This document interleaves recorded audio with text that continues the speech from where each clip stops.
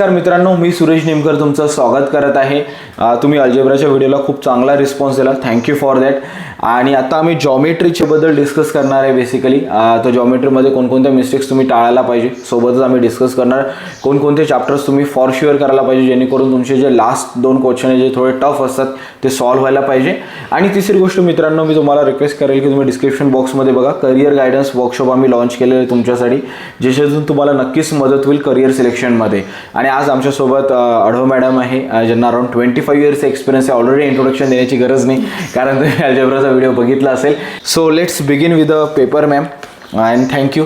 तुम्ही पुन्हा म्हणजे जॉमेट्रीसाठी पण हो म्हटलंय मॅमनी की डिस्कस करूया. सो मॅम पेपर डिस्कस करूया. थँक्स देते की तुम्ही मला पॉडकास्टमध्ये जॉमेट्रीसाठी सुद्धा आमंत्रित केलेलं आहे. ओके, ठीक आहे, चालेल. सो मॅम आता याच्यामध्ये पण मोरलेस अल्जेब्रा सारखंच राहणार आहे, जसं आपण डिस्कस केलं आता. अल्जेब्रा सारखंच राहणार आहे. ओके, तेच क्वेश्चन नंबर 1 MCQs असतात आणि त्यामध्ये सुद्धा अटेम्प्ट, जसं मी अल्जेब्रामध्ये सांगितलं होतं तुम्हाला की फर्स्ट जो राहील तुम्ही फर्स्ट प्रिफरन्स ज्याला द्याल तेच इव्हॅल्युएशन कन्सिडर केला जाईल. यामध्ये सुद्धा जॉमेट्रीमध्ये सुद्धा तसंच आहे. फर्स्ट तुमचा अटेम्प्ट जो राहील त्यालाच इव्हॅल्युएशन केल्या जाईल. जास्त स्मार्टनेस करू नका, कारण कोणी 2 ऑप्शनला टिक करतात किंवा 3 ऑप्शनला टिक करतात, असं काही करू नका. तुम्हाला जे येते आणि सोपं असते. क्वेश्चन नंबर 1 जो हा MCQs हे आपल्या पुस्तकामधले टेक्स्टबुकमधलेच प्रॉब्लेम सेटमध्ये जे MCQs असतात त्यापैकीच असते. त्याच्यामुळे यामध्ये मार्क कव्हर करणं आपल्याला खूप सोपं जाते. एक मॅम मला इथं प्रश्न दिसत आहे, लाईक 4थ्या नंबरचा, if a radius of the base of cone is 7 centimetre and height is 24 centimetre, then the finds a slant height. म्हणजे ती हे बेसिकली आता विद्यार्थ्यांनी इथे जे पण एक फॉर्म्युला लावून जर काढला आणि त्यांनी जर हाईटला सेंटीमीटर नाही लिहिलं तर मार्क्स कटणार का? नाही, आता इथे ऑप्शन आहेच ना. हा सॉरी, इथे ऑप्शन असल्यामुळे पण इन केस त्यांनी मिस केलं काही गडबडीत तर मग मार्क कटू शकतात. ते कोणासाठी जे टॉप पेपर असतात, आउट ऑफ मार्क्स घेणारे असतात, जे चीफ मॉडरेटरकडे मार्क जातात ते पेपर, ते मग ह्या छोट्या छोट्या गोष्टीकडे जास्त लक्ष देतात. म्हणून लिहिताना व्यवस्थित ऑप्शन जरी दिलेला आहे तर बघा, तुम्हाला 31 जर असेल, 26 असेल, व्हॉट एव्हर आन्सर असेल, त्याला सेंटीमीटर लिहा, थोडीशी मेहनत घ्या. कारण कधी कधी विद्यार्थी करतो फक्त बी ऑप्शन लिहून देतो. छोट्या छोट्या गोष्टी लक्षात ठेवायला पाहिजे. नंतर हा जो क्वेश्चन नंबर 1B आहे हा सुद्धा 1 मार्काचा असतो. 4 मार्काचे असतात ते क्वेश्चन नंबर 1B. तर हे सुद्धा आपल्या प्रॅक्टिस सेटमधलेच असतात, त्याच्यामुळं हे आणि सोपेच असतात. आपल्या जे रोजचा सराव असतो त्यापैकीच असतात ते, तर हे मार्क आपल्याला घेणं अतिशय म्हणजे सोपं असते. आणि हा क्वेश्चन 2 जसं complete the following activity based question आहे हे. तर यामध्ये 4 मार्क 2 सोडवायचे असतात, प्रत्येकी 2 मार्काचे असतात. तर यामध्ये 4 मार्क इझिली कव्हर करू शकतात. हा, आणि त्यासाठी आपल्याला छोटे छोटे आपले फॉर्म्युले असतात, ते फॉर्म्युले पाठ पाहिजे. मेन्सुरेशन जो चॅप्टर आहे जॉमेट्री मधला, त्यामध्ये बरेच फॉर्म्युले आहे. तर ते फॉर्म्युले पाठ पाहिजे. त्याच्या याचा फॉर्म्युला त्याच्या फॉर्म्युला त्याच्या, कोनचा सिलेंडरमध्ये, सिलेंडरचा कोनमध्ये, स्पिअर हा हेमिस्पिअर, असे याचे फॉर्म्युले कन्फ्यूज व्हायचे नाही. त्यासाठी मी विद्यार्थ्यांना नेहमी सांगत असते की तुम्ही एक फॉर्म्युलेचा चार्ट बनवा. तुम्ही जिथे अभ्यास करता तिथे तुम्ही चिपका, रोज त्याच्याकडे आपलं लक्ष राहील तर आपलं लवकर पाठ होईल. तर हे मुलांना मी नेहमी सांगत असते आणि त्यांनी केलेलं आहे हे सर्वांनी. आणि हे सगळ्यांचे, मला तर वाटतं आता सगळ्यांचे फॉर्म्युले वगैरे, आता ही की वेळ नाही आहे त्यांना ही फॉर्म्युले पाठ करायला सांगायची, तर हे सर्व त्यांचं तयारच आहे. आता समजा स्लॅन्ट हाईट काढायची आहे तर बस पायथागोरसचा फॉर्म्युला वापरून आपण काढू शकतो, एवढं काही. आणि मुलांना मी अजून हे सांगेल की तुम्हाला जे रफ वर्क करायचं आहे तर ते आपलं जे आन्सर शीट असते त्याची जे शेवटचं पेज असते तिथे तुम्ही रफ वर्क करू शकता. क्वेश्चन पेपरवर करायचं नाही. कोणी करतात क्वेश्चन पेपरवर, तर ही चूक करायची नाही. आन्सर शीटचे जे बॅक साईड असते तिथे रफ वर्क लिहून तिथे करू शकतो. आता याच्यामध्ये मॅम क्वेश्चन 2 मध्ये मी बघत आहे B. आता हा ऍक्टिव्हिटी बेस आहे की नाही आहे? आय गेस नाही आहे वाटतं. क्वेश्चन नंबर 2 मधला B या 3 मधला येईल. हां, ओके. क्वेश्चन नंबर 3 मधला ये जो आहे हा ऍक्टिव्हिटी बेस्ड क्वेश्चन आहे. यामध्ये एनी वन ऍक्टिव्हिटी सॉल्व करायची असते, 3 मार्काची असते. तर ते पण विद्यार्थी सहज करू शकतात. आणि जे काही चॅप्टर आहे त्यामध्ये जे बेसिक कन्सेप्ट असते ते क्लिअर असणं आवश्यक असते. जसं आता सर्कल आहे, आता सोपी चॅप्टर आहे. स्टार्टिंगचे तर पायथागोरस, सिमिलॅरिटी हे तर त्या मुलांच्या 8वी 9व्या वर्गामध्ये झालेली असते, त्याची ओळख बरीच झालेली असते त्यांची. तर सिमिलॅरिटीमध्ये काही टेस्ट असतात, थेरम्स आहे. आणि जॉमेट्रीमध्ये जास्तीत जास्त थेरमवर लक्ष द्यायला पाहिजे. आम्ही क्लासेसमध्ये थेरम सॉल्व करून घेतो, त्यांच्याकडून सॉल्व करून घेतो. तसेच त्यांना तशा प्रकारचे त्यांना होमवर्क देतो. तर ते सरावामुळे आणि टेस्ट चालूच असतात, शाळेतले टेस्ट चालू असतात, तर त्या सरावामुळेच ते होऊन जाते. हां. ओके. म्हणजे मग जसं मी याच्यामध्ये बघितलं होतं अल्जेब्रामध्ये जो मला क्वेश्चन 2B पण ॲक्टिव्हिटी बेस दिसला होता, याच्यामध्ये नाही आहे. नाही, इथे क्वेश्चन नंबर 3A जो आहे हा ॲक्टिव्हिटी बेस्ड क्वेश्चन आणि आहे 2B? जॉमेट्रीमध्ये. आणि 2B आपल्या प्रॅक्टिस सेटमधले आन्सर द फॉलोइंग क्वेश्चनमध्ये एनी 4 सॉल्व्ह करायचे आहे. प्रत्येकी 2 मार्काला, असे 8 मार्काचे असतात. आणि पुन्हा क्वेश्चन 4 वर आलो तर हा सेम अल्जेब्रा सारखाच हॉट्स म्हणतात. चॅलेंजिंग क्वेश्चन असते यामध्ये ट्रिग्नोमेट्रीचे जास्त असतात आणि जास्त सर्कलचे असतात. सर्कल जास्त वेटेजचा आहे हा चॅप्टर. तर सर्कलमधले जे कन्सेप्ट असतात ते क्लिअर पाहिजे. सर्कल, आर्क ऑफ सर्कल आणि जास्तीत जास्त थेरम ह्या सर्कलमध्येच आहे.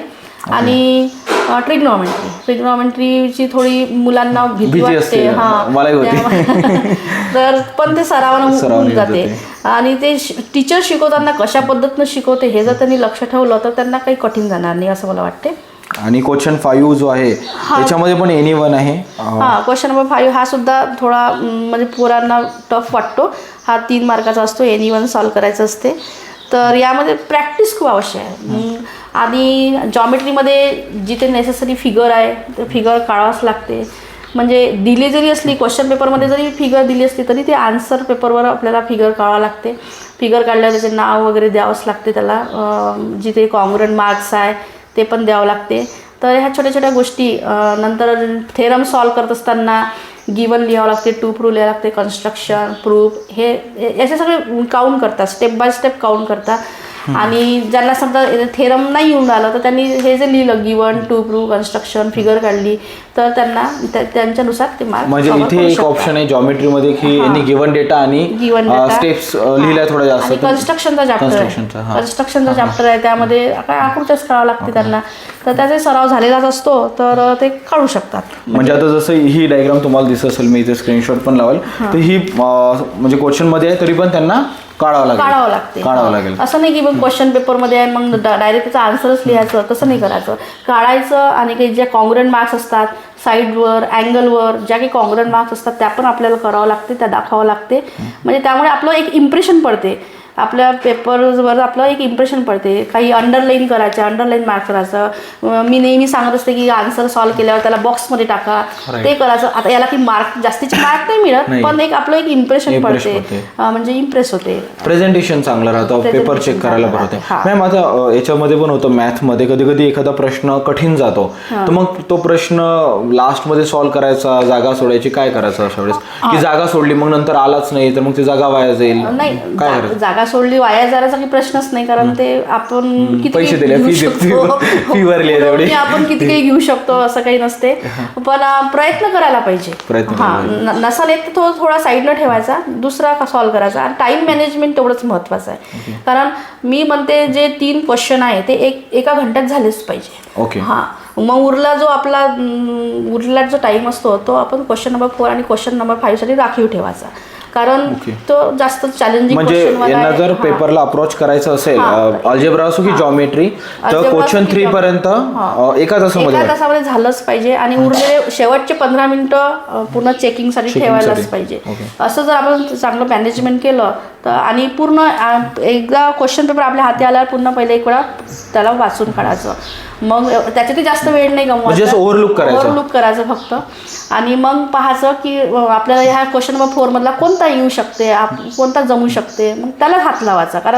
कारण त्याच्यामध्ये जास्त टाइम जाते, विचार करण्यात जास्त टाइम जाते. आणि 4 मार्काचा असतो तो.